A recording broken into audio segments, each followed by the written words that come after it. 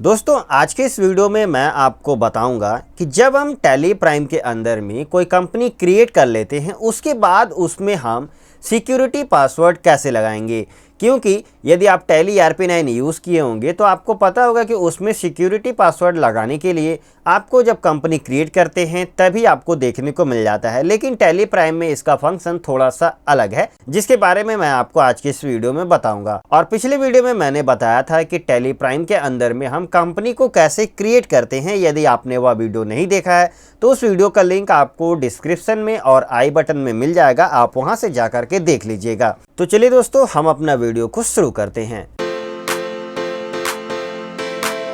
जब भी आप टैली प्राइम को ओपन करेंगे तो आपके सामने कुछ इस प्रकार से लुक देखने को मिलता है। यहाँ पे आप गौर कीजिएगा कि टाइटल बार के अंदर में यहाँ पे एक मेन्यू बार दिया हुआ है कंपनी का, लेकिन यहाँ पे भी आप देखेंगे कि एक कंपनी का ऑप्शन यहाँ पर भी है। बता दूं कि दोनों का काम अलग अलग है और दोनों का शॉर्टकट की भी अलग अलग है। हमारा काम यहाँ पे है, इसका शॉर्टकट की होता है ऑल्ट के। जैसे ही आप ऑल्ट के प्रेस करेंगे तो आपके सामने इसका जो ऑप्शंस है वो शो होने लगेंगे। अब यहाँ पे आपको नीचे स्क्रॉल करते हुए आना है सिक्योरिटी के अंदर में। सिक्योरिटी में आप जैसे ही एंटर करेंगे तो आपके सामने यहाँ पे सबसे पहले control user access to company data का ऑप्शंस आएगा। इसको आपको यहाँ पे यस कर देना है, यानी कि कंपनी का जो भी डेटा है उसको एक्सेस करने का परमिशन आपको पहले देना होगा। उसके बाद ही अब यहाँ पे यूजर नेम और पासवर्ड मांगा जा रहा है। यहाँ पे आप ध्यान रखिएगा, जो भी आप यूज़र नेम और पासवर्ड देंगे वो आप कहीं लिख लीजिएगा,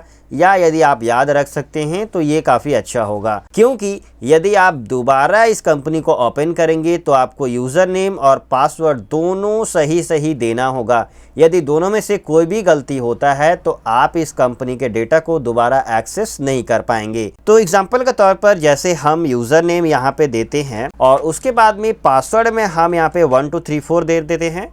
उसके बाद कन्फर्म पासवर्ड में भी हम 1 2 3 4 देते हैं।